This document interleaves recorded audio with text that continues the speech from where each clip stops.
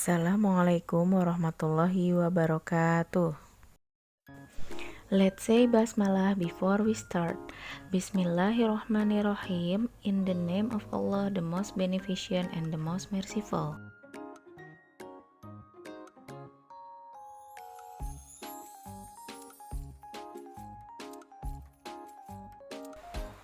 Assalamualaikum warahmatullahi wabarakatuh. Hello students, how are you today? I hope you always fine, always happy, and may Allah blesses us.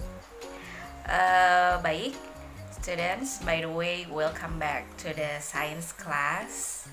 Hari ini kita akan belajar tentang bab hubungan antara gaya dan gerak di tema 8, subtema 1. Oke. Nah, apa saja yang akan kita bahas di video kali ini yaitu adalah hubungan gaya dan gerak, apa saja sih perbedaan antara keduanya, dan juga contohnya dalam kehidupan sehari-hari kita. Makanya, simak terus ya. I hope you enjoy these videos. Thank you. Yang pertama adalah contoh gaya otot saat sedang bermain bola. Yang kedua adalah gaya gravitasi. Yang ketiga adalah gaya gesek. Yang keempat adalah gaya pegas.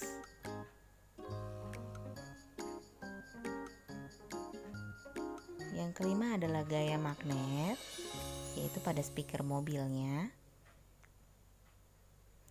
Nah, yang terakhir adalah gaya listrik statis.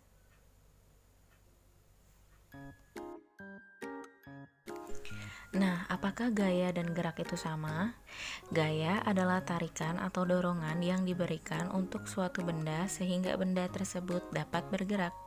Gerak ialah perpindahan tempat dari posisi awal ke posisi akhir karena adanya gaya.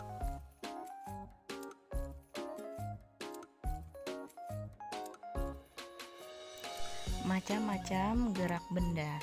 Yang pertama ada berputar, menggelinding, jatuh, memantul, melayang, tenggelam, mengalir, dan mengapung.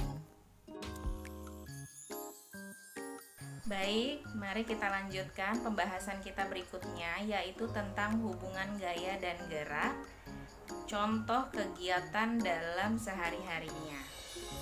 Nah, apa saja? Yang pertama adalah bermain ketapel. Bermain ketapel.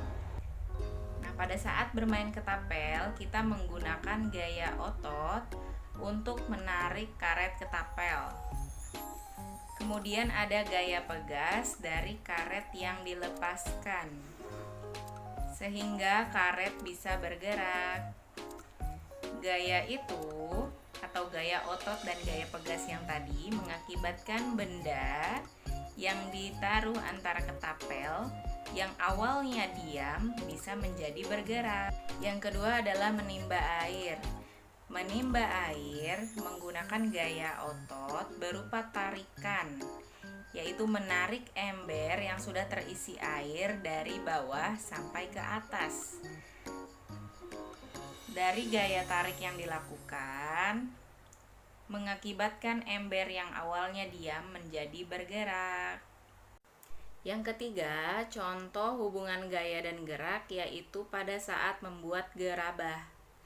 Saat membuat gerabah, kita menggunakan gaya otot untuk menekan-nekan tanah liat dan membutuhkan gaya gesek karena tangan kita akan bergesekan dengan tanah liat.